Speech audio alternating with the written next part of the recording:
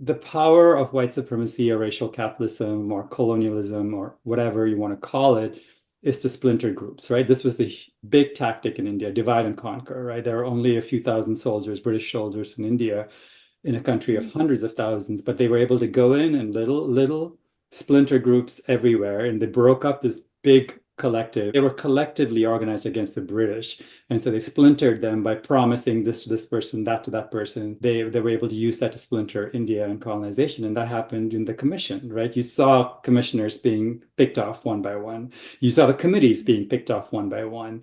You saw staff being picked off one by one, so that the ruling class never has to really use all of its might. And there was this huge political activation by the Black Panther Party. There was a huge movement by the youth against the Vietnam Wars, like the 60s, were all of those movements. And people were wanting radical change, right? Like the Black Panther had a very clear list of demands, 10 list of demands, and they wanted material things, like they wanted land, they wanted money, and they were providing these things, right? They were providing breakfast in the communities, healthcare in the communities, safety for the communities. The NEA was created as the Great Society by Lyndon Johnson to distract from that. And then again, it all absorbed the Western European ideals of what should be part of the Great Society: ballet, opera, symphony, museums, right? Like very much the legacy or monopoly organizations that as you would consider. And even though they were funding those big organizations, NEA was also funding individual artists.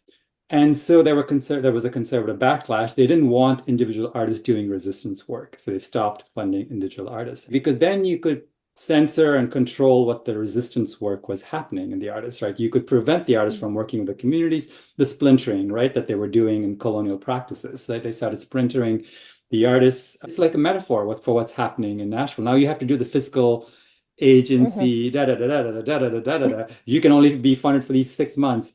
And there was no democratic process. And now you have an acting white ED and a white chair, and everything is just hunky-dory. The arts monopolies have gone bankrupt twice, but that's not a financial concern. An artist potentially going to Publix or Kroger's and buying food might be a problem. But the fact that a major organization had to declare bankruptcy twice is not a problem. The disparity was so huge that it failed the power test, right? They didn't have enough BIPOC arts organizations funded in the 35 years that we've been funding for them to be able to run the test. Like you need a basic amount for them to actually be able to like run the statistical analysis.